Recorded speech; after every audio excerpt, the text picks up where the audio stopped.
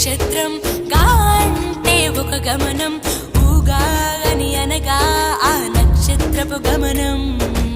ఊగాది అనగా నక్షత్ర గమనాన్ని లెక్క కట్టడం ప్రారంభించిన రోజు అని అర్థం.